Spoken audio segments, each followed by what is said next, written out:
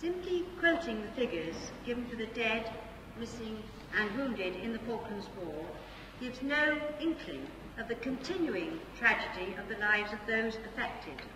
The families of the dead have had to learn to live without the husband, father or son who was killed 8,000 miles from home.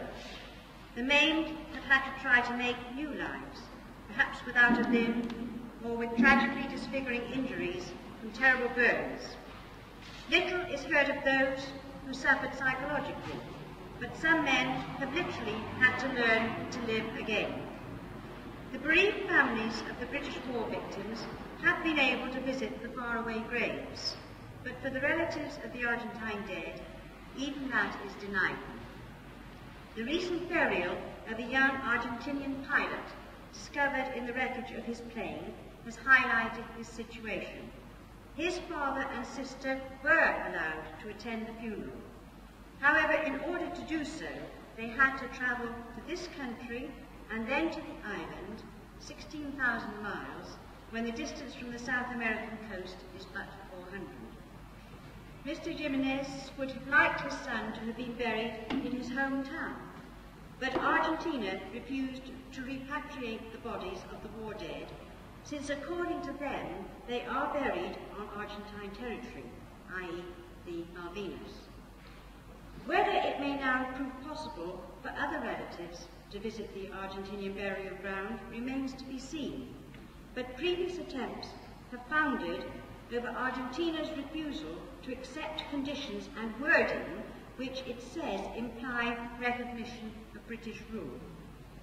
In a correspondence I have had with an Argentine member of Rotary International, he has asked me if the Belgrano Action Group could ask the British Red Cross International to contact its namesake in Argentina, and so that pressure could be brought to alter that wording and make it acceptable. I had hoped to get some of the relatives to speak today. The ones I approached found it too painful to do so. However, I would like to read to you the letter that came to me from this Argentinian Rotarian, but was written to him by the mother of a young British sailor killed on the Coventry. She wrote, in reply to a letter, "Dear Sir, thank you for your letter, received today by our Oxford Rotary Club. Yes, I went to the islands to pay tribute to the memorials, especially HMS Coventry Cross on Pebble Island, and to the sea grave of HMS Coventry, on which my son Ian, aged 22 years, died. His loss was great to us, too much for my husband, who became ill and died on January 29, 1985, aged 53 years. Ian was our only son, but I would like you to understand that we have never blamed the ordinary Argentine people for our sad loss. For you too know the pain of losing loved ones. I blame only the politicians, and I wish they had talked together longer and not brought our two countries into conflict. It should not have happened. I wanted to visit the Argentine cemetery to say a prayer for all those young boys who died, and for their sorrowing parents and other relations who must still feel such pain and suffering for the loss of all their young sons, as we do still ours.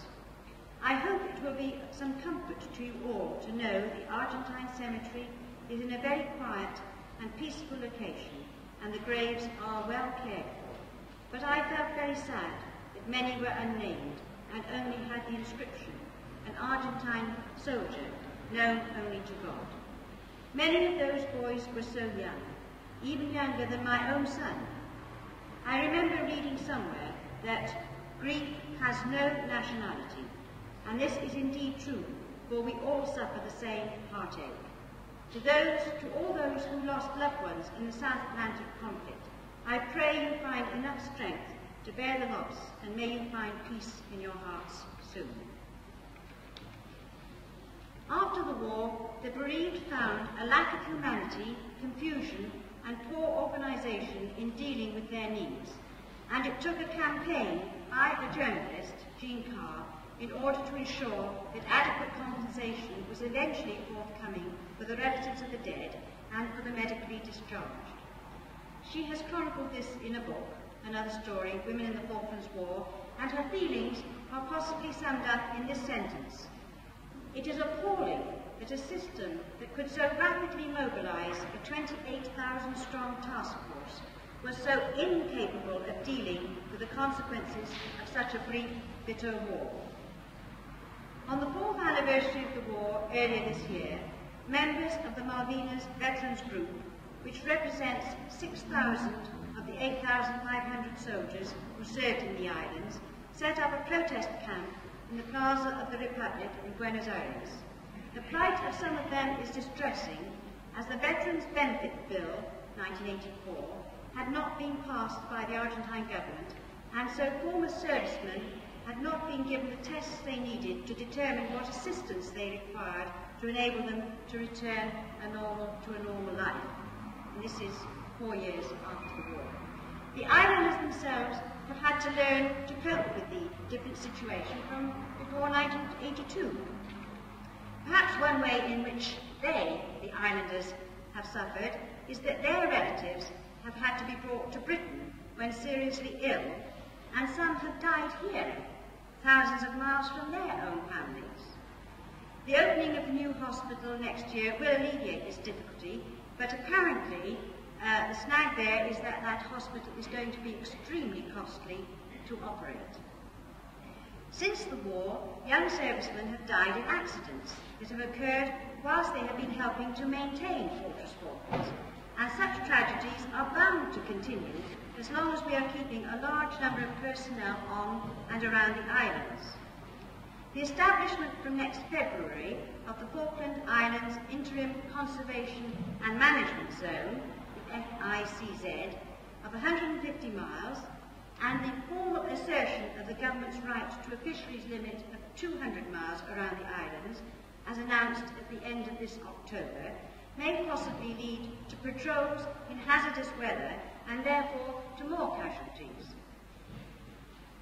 I wonder if the islanders realise the awesome responsibility that has been thrust upon them by making their wishes of paramount importance.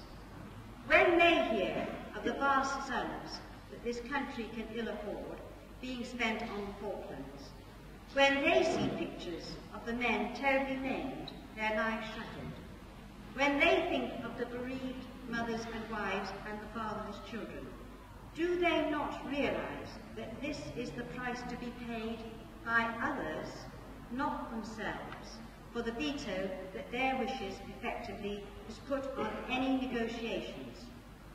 I ask the question, do they count